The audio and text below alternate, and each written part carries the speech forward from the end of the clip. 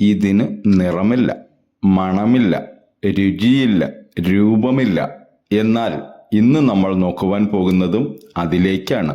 ജലം. ഭൂമിയുടെ 70% ഇത് തന്നെയാണ്. മനുഷ്യ ശരീരത്തിൻ്റെ 60% ജലമാണ്.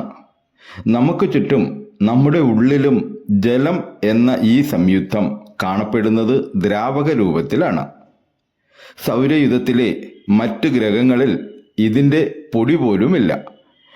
എന്തുകൊണ്ടായിരിക്കും ജലം ഭൂമിയിൽ മാത്രം കാണപ്പെടുവാൻ കാരണം?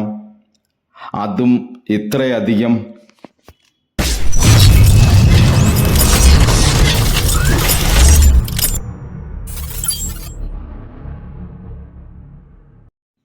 നമുക്കറിയാം, ജലമെന്നത് 2 അടിസ്ഥാന ഘടകങ്ങൾ ചേരുന്നതാണ്.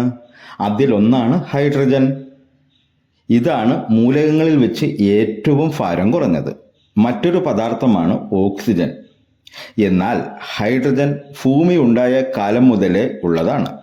പിന്നീട് ദശലക്ഷക്കണക്കിന് വർഷങ്ങൾ കഴിഞ്ഞാണ് ഓക്സിജൻ ഉണ്ടായത്. ആദ്യകാലത്ത് ചുട്ടുപഴുത്തിരിക്കുകയായിരുന്ന ഒരു വലിയ ഗോളത്തിലെ മാഗ്മ തീവ്രതാപത്താൽ തിളച്ചുകൊണ്ടിരിക്കുകയായിരുന്നു. അതീവ താപത്തിൽ തിളച്ചുകൊണ്ടിരിക്കുന്ന ഈ മാഗ്മയിലെ ഹൈഡ്രജൻ ആറ്റങ്ങൾ പരസ്പരം കൂട്ടിയിടിച്ച് സംയോജിച്ചതിൻ്റെ ഫലമായി ഹീലിയം ഉണ്ടായി. ഇതേ ഹീലിയത്തിൽ നിന്നും ന്യൂക്ലിയോസിന്തസിസ് എന്ന പ്രക്രിയയിലൂടെ ഭാരം കൂടിയ മൂലകങ്ങൾ ഉണ്ടായി. അതിൽ ഒന്നാണ് ഓക്സിജൻ.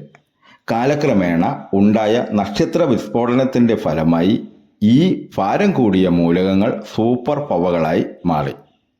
ഇതിൻ്റെ ഫലമായി വിവിധ മൂലകങ്ങൾ കൂടിച്ചേർന്ന് പുതിയ പദാർത്ഥങ്ങൾ ഉണ്ടായി. അതിലൊന്നാണ് നാം ജലം എന്ന് വിളിക്കുന്ന H2O. അതിനുശേഷം ഈ സൂപ്പർ പവ സൗരയൂഥമായി മാറിയപ്പോൾ ഈ സംയുക്തം വിവിധ ഗ്രഹങ്ങളിലേക്ക് വ്യാപിച്ചു. എന്നാൽ സൂര്യനോട് അടുത്ത ഗ്രഹങ്ങളിൽ ഇത് നീരാവിയായി പോകുകയോ സൂര്യനോട് അകന്ന ഗ്രഹങ്ങളിൽ ഇത് മഞ്ഞുകട്ടകളായി മാറുകയോ ചെയ്തിരിക്കാം. എന്നാൽ വലുപ്പം വെച്ച് നോക്കുമ്പോൾ ഭൂമി സൂര്യനോട് ഏകദേശം അടുത്ത് തന്നെയാണ്. എന്നാൽ ഭൂമിയിൽ എന്തുകൊണ്ടാണ് ജലം നിലനിൽക്കുന്നത്? ഭൂമിയിൽ അന്ന് ഉണ്ടായിരുന്ന ജലത്തിൻ്റെ അളവ് വളരെ കുറവായിരുന്നു. കൂടാതെ ഇവയിൽ ഭൂരിഭാഗവും നീരാവിയായി പോയിക്കൊണ്ടിരുന്നു. എന്നാൽ ഔട്ട്ഹാസിക് എന്ന പ്രക്രിയയുടെ ഫലമായി ചില വാതകങ്ങൾ വോൾക്കാനുകളിൽ നിന്നും മറ്റ് ഹെർത്തങ്ങളിൽ നിന്നും ഉയർന്നു വരികയും ഭൂമിക്ക് ചുറ്റും ഒരു വാതക വലയം തീർക്കുകയും ചെയ്തു. ഇത് നീരാവി ഈ വലയത്തിൽ തങ്ങി നിൽക്കുന്നതിനും ഭൂമിയിലേക്ക് തന്നെ മഴയായി പെയ്യുന്നതിനും കാരണമായി. എന്നാൽ ഈ സമയത്തിനുള്ളിൽ തന്നെ പകുതിയിലധികം ജലം ഭൂമിയിൽ നിന്നും പുറത്തു പോയിരുന്നു.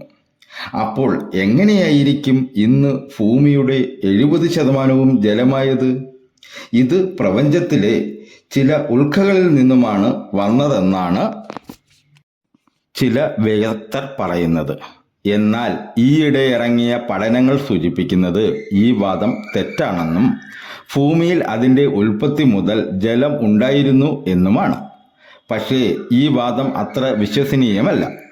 കാരണം അത് ശരിയാണെങ്കിൽ ഭൂമി ഉണ്ടായി ഏതാനും വർഷങ്ങൾക്കുള്ളിൽ ജീവൻ ഉണ്ടായേനെ. എന്നാൽ ഭൂമി ഉണ്ടായി പതിറ്റാണ്ടുകൾക്ക് ശേഷമാണ് ജീവൻ ഉണ്ടായത്. അപ്പോൾ യഥാർത്ഥം എന്തെന്നാൽ നമുക്ക് ഇപ്പോഴും അറിയില്ല വെള്ളത്തിൻ്റെ യഥാർത്ഥ ഉത്ഭവം. പക്ഷേ ഒരു കാര്യം ഉറപ്പാണ്, ഇന്ന് നമ്മുടെ ഷവറുകളിലും ക്യാമ്പുകളിലും കുടിക്കാൻ പോകുന്ന ഈ ഗ്ലാസ്സിലുമൊക്കെയുള്ള വെള്ളം അടുത്തുള്ള തടാകത്തിൽ നിന്നോ നദിയിൽ നിന്നോ വന്നതല്ല. ശൂന്യാകാശത്തെ വലിയ ഒരു യാത്രയ്ക്ക് ശേഷമാണ് അവർ ഭൂമിയിൽ എത്തിയത്.